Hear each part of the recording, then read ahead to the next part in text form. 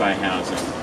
And it's effectively, and it was created as two planned communities, Angmokio on the one side and Bishan Park on the other, or Bishan on the other side. And the park was seen, when it was designed in 1988 originally, was seen as the boundary between those communities, the edges, the backs of the two communities, and it was set at the Kalang River, which ran through here.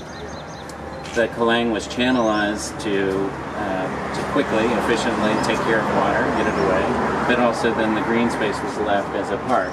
It's a significant park for Singapore. It's significant in size and number of activities, but it was also underutilized, and it wasn't an active place. It wasn't a place where we engaged the water at all. So the project by Atelier Dreisidel was really to change our relationship with water. We'll look at many different examples of that, but also make it a much more active place. And it's interesting that it's still the space in between these communities, but it also becomes a kind of center as well as a set of edges or backs to those communities. So around us, everything you see here is housing. Most of it is housing from the ground all the way up, although you have the way down below and up above as well. The most of it is public housing, HDBs. There are a few private projects in the neighborhood as well. And usually you can see, at least the more recent projects, you can see a difference in how they were designed. We'll walk up this edge just a little along the street, and then we'll move into the park and back down, move in that direction for most of the morning.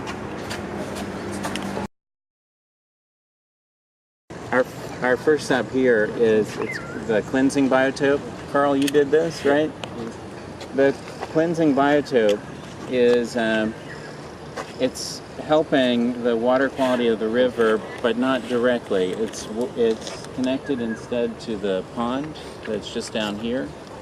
And the way it's working is with a pump that's just up here. It's pumping water from the pond up, and then it's sending it through a series of filtration beds with different media and different plant materials. And this is something that's not, I mean, we could think of it generally as a kind of passive system, and maybe in some places it could function that way. But one thing that you see with the guys out here and the bed that's pulled up here is even these kinds of systems need maintenance and renewal and change and updating. Some of the work that's being done is probably simply replacing or restoring it to what it was originally, or keeping it intact. But another thing that happens a lot in this park, in particular with the water systems, is that they're monitoring the performance of those systems and the way that they're affecting the pond. And so you may even be seeing a change of direction, right? If we alter the mix a little bit, maybe it'll help in different ways. It's tricky. We were able to talk about the system with some of the design team and some of the government agencies that monitor it. And one of the things that they discovered, maybe we'll see over here, is as you get the water cleaner, you get more sunlight that's moving through it. But in the case of this environment, it also means that you have more things then that are able to grow in the water, which then can cause a different set of problems and a different set of water issues. So it's not just like we want it to be sparkling, clean, and clear, but we want it to have the right kind of nutrient mix and the right amount of just clarity, and that's what the balance is, the struggle is if you're working in this kind of system. The Kalang River is just on the other side. We'll see that in a few minutes. But it's running. It's not channelized for any of this stretch, but it's a little more narrow, and then it gets a little more unruly further down. And the central catchment, if you remember from the big models, is that way. So initially and still, that's the source for the river. That's and the water that's moving downstream.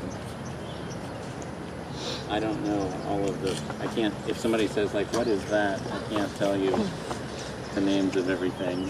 You'll see some things labeled. I'm gonna guess some of it might be papyrus. What? Papyrus, like the Egyptian water plant.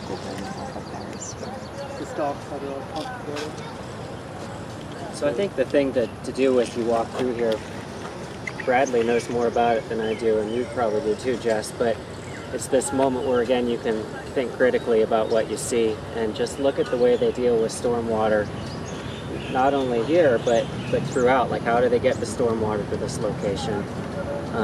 You know that it's coming from these residential developments on both sides of the watershed, so there's a lot of nutrients and stuff like that that they have to treat. And so just look at these different conveyances and different systems throughout the park.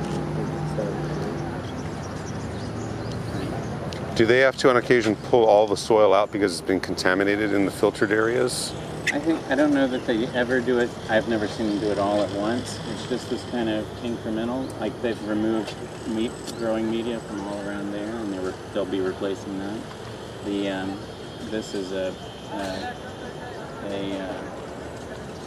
geotextile material that goes underneath that media. So is this a tiered stormwater pond, essentially, where it flows? It starts out each of the levels. and it's treated at the upper levels, and then some of the sediment and nutrients probably get filtered out as you go through each level. It gets cleaner and cleaner. Right. And then this is released into the Kalang River. What comes into the pond, and then the pond connects into the river. So it comes from the pond, it gets pumped through here, and then it goes back into the pond. So it's indirect. You probably could have come up with a solution that was interacting directly with the river, but I think they were as concerned about the pond as the river. And then the pond's essentially a detention area, I guess, for the stormwater, at least on this side. So we don't have the system then on the other side of the river. It's just in this one localized area, but it's interesting to see how it functions.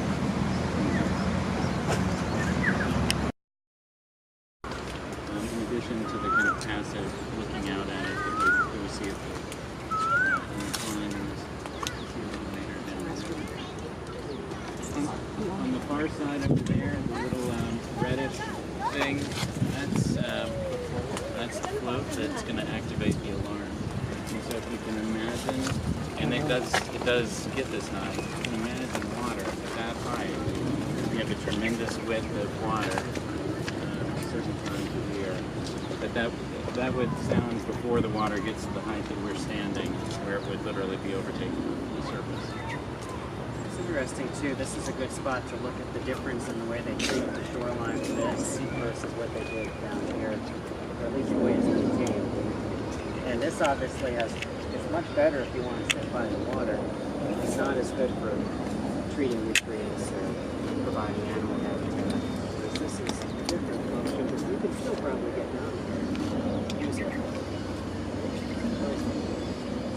The habitat is interesting, and it's probably something that you get mixed feelings about in a public park like this. But I think most of you realize, those of you from Florida in particular, that this kind of edge would discourage and maybe prevent certain kinds of aquatic reptiles of the large variety, scaly variety, that because there's not the right habitat for them. Yeah. In some cases it would be hard for them to negotiate edges, but in other cases there's just not the kind of mix of grasses, Nice mud runs for them to live. So again, we can say we want it, we don't, but certainly this doesn't create much of a habitat at that edge.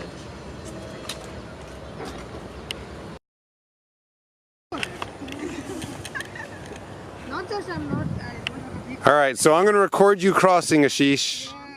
Come on, you can do it. Oh my You can do it. It's gonna be slimy. Oh, it's slippery. You gotta step. Just watch out for the fish biting your feet. Lift your feet up more. Lift your feet up more. Lift your feet up. You got to lift your feet. It is slippery. I'm not joking with you. Oh, it's wet algae rocks. Snail. That's a snail. It That's feels not like part my of the rock. skin. It feels like my skin so soft and so silky. Baby smooth. Baby smooth. Oh my god. That's a snail, not a rock. You're not Whoa, ready you to slipped in get across. Whoa. Good job, Ashish. Keep to the white, it's not bad. Yes, the raised up sections. I realize that. I'm just saying. I'm not saying something revolutionary. What the You gotta give me Those are the eggs that we saw in Gainesville too. Those are the snail eggs. That's a snail egg? Yeah. As big as a snail. It's a Yeah, they're big. They're big Please snails. give me this video. I want this video. You want the video? There's a, Can we get shirts that say I survived Bishan Park? nature trail. There's a frog that keeps trying to lay eggs on my We're gonna make it. You should open your bag and just put your stuff in your bag and not hold it in your hands.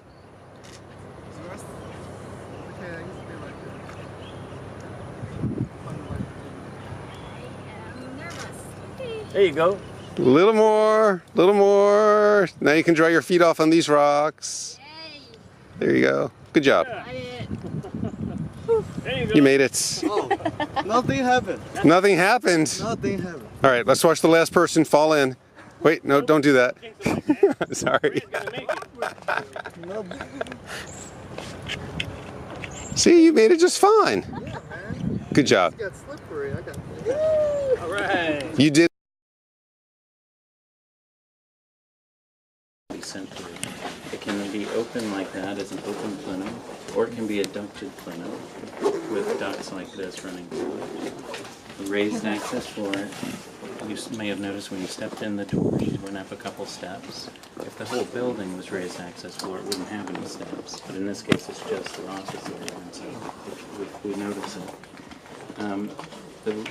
The structure is down there, and then the floor system sits on top of the structure, allowing you to run cables or other things under it as well. It sits on a series of structural supports. One of the things that is which actually you can see one right under there. But just notice, for instance, the grid of the floor system is over here. The grid of the carpet tiles is shifted, which means if I wanted to change it, if I wanted to put this over here, I'd have to pull up more floor tiles and the structure, but you could adjust those so that they would be in alignment, and you could just change this one. So if I reconfigure the desk, I don't want air here anymore and I want air over here, I could just either move that piece or I could just replace that with a solid one and I could put a new hole there. These, the diffusers we usually don't want right next to a person or where you're sitting because it'll usually be uncomfortable. Cold feet. And cold feet, which is why you've seen them in the common area. But that could change if somebody, for some reason, was exceptionally hot or was more comfortable with one of these underneath them. You could put one anywhere. You could have 4 in a row right here, or a bigger one or smaller one. And these, I don't know about this particular, but usually you can adjust Open them, and close. open and Yeah. close, just in the unit itself without changing it out. You could just damper it down. During that time, we couldn't get those kind of open close 6 years ago. Right. The raised access floor systems can vary in height, although a foot is a very common dimension in the U.S. at least.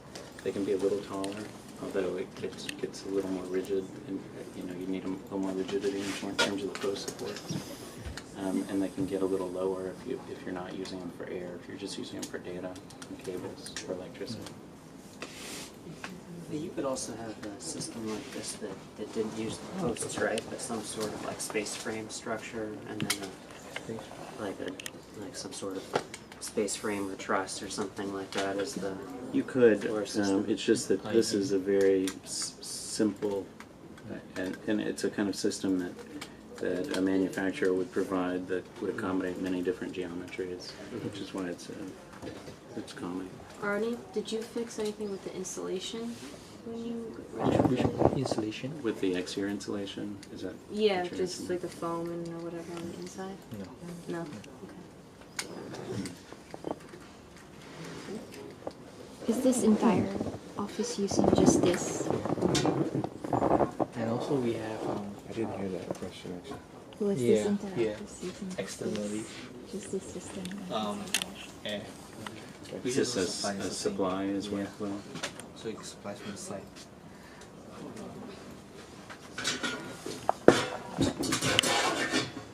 So you have it's a plenum and that duct is just there for. It's just to thing. pressurize the whole plenum. Okay, so that's pressurizing the Yeah. plenums. Okay. Yeah.